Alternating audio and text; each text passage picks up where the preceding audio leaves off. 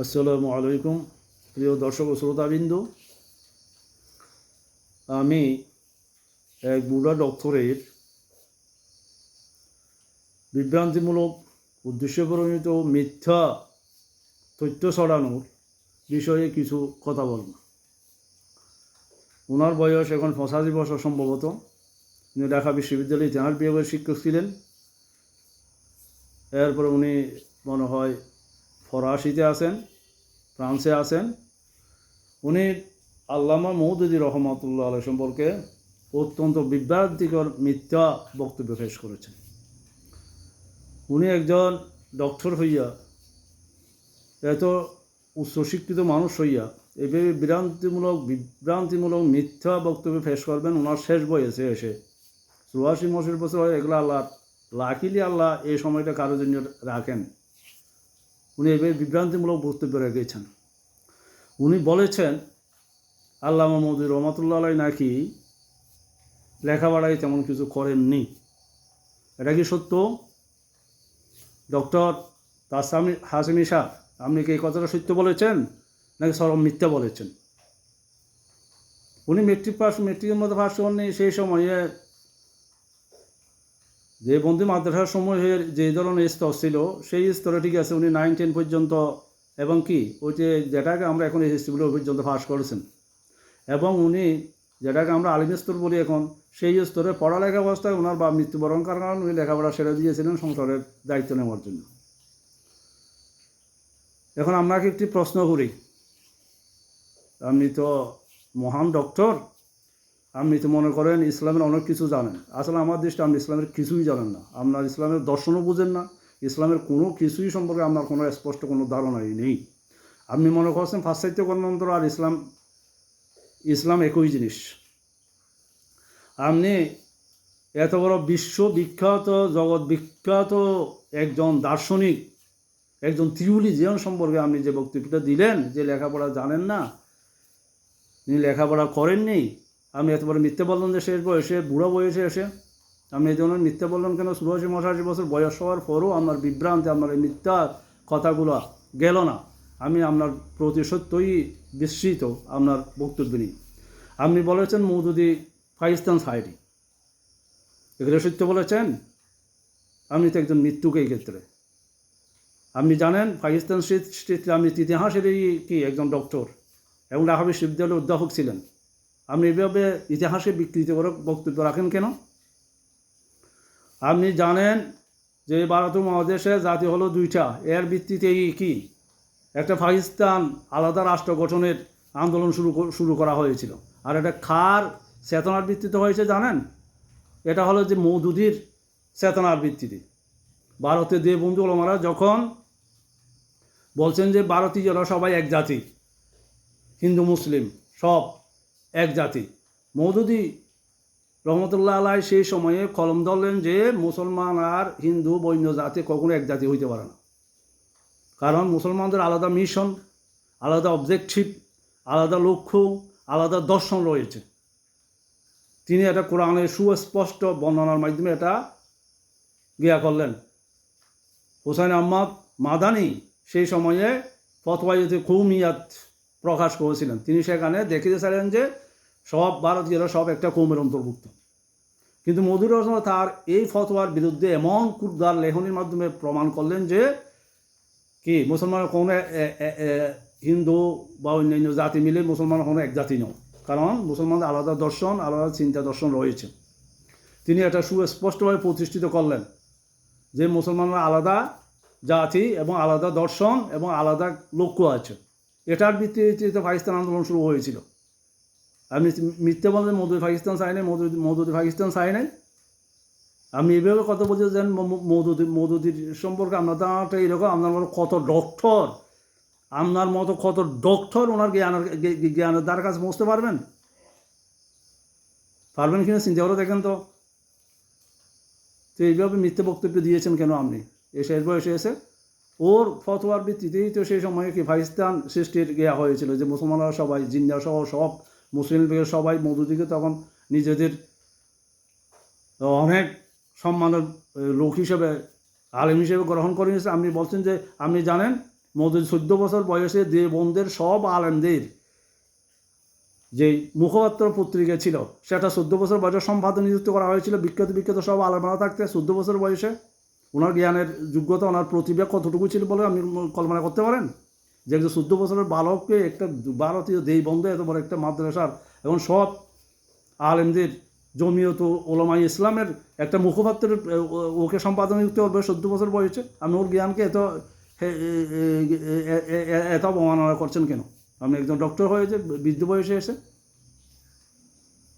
ওনার ফতোয়ার ভিত্তিতে পাকিস্তান আন্দোলন হয়েছে এবং পাকিস্তান প্রতিষ্ঠা হয়েছে। উনি তো পাকিস্তান সামনে আপনাকে বলেছেন। হ্যাঁ, উনি এটা বলেছেন যে আমরা যদি একটা আলাদা বহন হয় সেখানে অবশ্যই ইসলামী রুবুবিয়ত বা ইসলামী শাসন ব্যবস্থা ওখানে প্রতিষ্ঠিত থাকতে হবে। উনি এটাই বলছেন। তো যেখানে ইসলামী শাসন ব্যবস্থা প্রতিষ্ঠিত নয় সেখানে বলছে যে ওই জন্য রাষ্ট্র প্রতিষ্ঠা করে আমাদের কোনো লাভ নাই, এটা দ্বারা আমার কোনো লক্ষ্য দিতে হবে না। উনি এই কথাটা বলতে চাইছেন। ওখানে পাকিস্তান বিরোধী বললেন কেন? আল্লামা ডক্টর আল্লামা ইকবাল রহমতুল্লাহ আলাই উনি 1938 সালে ওনাকে পত্র লিখে ওনাকে দারুল ইসলাম প্রতিষ্ঠা করার জন্য পাঠানকোটে আসার জন্য আমন্ত্রণ জানিয়েছিলেন। আর পাকিস্তান নামটা ডক্টর আল্লামা ইকবাল রহমতুল্লাহ দেওয়া নাম। আপনি এসব কিছুকে মিথ্যা দুকা প্রতারণা মিথ্যা বললেন কেন? এটা আশা করিনি। এরপর আপনি বললেন কি যে আহমদাবাদের ওই যে কাদিয়ানিদের দাঙ্গায় মৌলানা মওদুদি এটা করেছেন, উনি সন্ত্রাসী ফেসিজম। আর আপনি ইসলামকে একই কাতারে মাপলেন কেন? আপনি ফেসিজম, ইতালির মুসলমানের ফেসিজম বা অন্যান্য ফেসিজম আর জাস্টিফিসিজম জাস্টিফিসিজম দুইটা আলাদা জিনিস। একটা হলো ফেসিজম, অন্যায়, যে কোনো অন্যায় করা, সাইকোপ্যাথ ধরনের কোনো রাষ্ট্রনায়ক যে কোনো ধরনের অন্যায় কোনো বিবেক বুদ্ধি ছাড়া যে কোনো ধরনের পদক্ষেপ গ্রহণ করে, এটা হলো ফেসিজম। আর ন্যায়ের জন্য, মানব জাতি রক্ষার জন্য সব ন্যায় পদক্ষেপ, এগুলো হলো জাস্টিফিসিজম। আপনি পার্থক্য তো জানেন না যে কোনটা ফেসিজম আর কোনটা ইসলাম হলো জাস্টিফিকেশন ধর্ম। ইসলামের মূল আদালত ইসলামের প্রতিষ্ঠা হয়েছে জাস্টিফিকেশনের উপর। যে ইসলামের ভিত্তিতে যা হবে তিনি কী করতে পারবেন না, অন্যায় করতে পারবেন না, কোনো অন্যায় পদক্ষেপ, অন্যায় কোনো নির্দেশ, অন্যায় কোনো সিদ্ধান্ত তিনি দিতে পারবেন না। এটাই হেলাফত। আপনি হেলাফত বুঝেন না। আমরা হেলাফত একজনকে তো বানানো হয়েছে, হযরত আবু বকর সর্বপ্রথম খলিফা হলেন, এটা হচ্ছে মতামতের ভিত্তিতে খলিফা হয়েছেন। তোমরা কি 5 বছর বাদে আবার ভোট দিয়ে নামিয়ে দিয়েছে নাকি? এরপর হযরত উমর রাদিয়াল্লাহু আনহু হয়েছেন, এরপর ওসমান রাদিয়াল্লাহু আনহু, আলী রাদিয়াল্লাহু আনহু, এভাবে ভোট দিয়ে কি 5 বছর পর 3 বছর পর ওনাদেরকে আবার বিদায় করা হয়েছে নাকি? আপনি ইসলামের দর্শনেই বুঝেননি। যারা খলিফা হবেন তাদের জ্ঞানের মাত্রা, তাদের তাকওয়া, তাদের ন্যায়পরায়ণতা, সততা এত উচ্চমানের হবেন যে যেখানে আমাদের প্রশ্ন করতে পারবো না। এই অবস্থায় তো হেলাফত সংরক্ষিত হয়েছিল। আমি ইসলামী যেমন বুঝুন না, আপনি ইসলাম সম্পর্কে অনেক লেখাপড়া করছেন বলছেন, আপনি ইসলাম সম্পর্কে কিছুই জানেন না। এই জন্য আমি আপনাকে ডক্টর মূর্খ বলেছি। আমি একটা মন্তব্য আপনার এই যেখানে ইউটিউব বক্তব্য সেখানে বলেছি আপনি ডক্টর মূর্খ। এরপর আপনি বলেন যে আহমদের ঘটনার জন্য মধুর আহমদ বলেন যে একটা কিতাব লিখলেন খতমুন নবুওয়াত, যে নবীর দের আসার দ্বারা হযরত মুহাম্মদ সাল্লাল্লাহু পর্যন্ত শেষ। এটা ইসলামের সর্বজন স্বীকৃতি বিষয়। এরপরে কাউকে যদি কেউ নবী মনে করে, কেউ নবী দাবি করে, সে অবশ্যই কাফের। এটা ইসলামের চূড়ান্ত সিদ্ধান্ত। তো কেউ যদি আল্লাহ রসুলের শেষ নবী মানে অন্য কাউকে নবী মানে আল্লাহ রসুলের পরে, সে তো অবশ্যই নিশ্চিত কাফের। তো মৌলানা মওদুদি এটা কোরআন হাদিসের সুস্পষ্ট বিধানের মাধ্যমে স্পষ্টভাবে প্রতিষ্ঠিত করেছেন। তো এই জিনিসটার জন্য ওনাকে দায়ী করবেন, এটা ইসলামের একটা মূল থিম। এরপর দাঙ্গা হয়েছে, এটা হয়েছে যে এদেরকে অমুসলিম করার কারণে হয়তো লোকেরা উত্তেজিত হয়ে কোনো দুর্ঘটনা ঘটিয়ে বসেছে।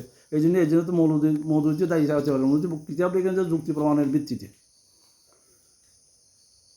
তা আপনি সেই জিনিসটাও বুঝলেন না। আপনি ইসলামের একটা মৌলিক বিষয় যে খতমে নবুওয়াত, যে রসুলের পরে আর কোনো নবী হতে পারে না। যে আল্লাহ রসুলের পরে অন্য কাউকে নবী মনে করবে, কারণ নবী আছে, সেটা কাফের হয়ে যাবে, সেটা নিশ্চিত কাফের। তা আপনি এই দর্শনটা আপনি ইসলামের বুঝেন না, ওনাকে এটার উপর গিয়া করছেন যে। আর আপনি বলেন যে মালিক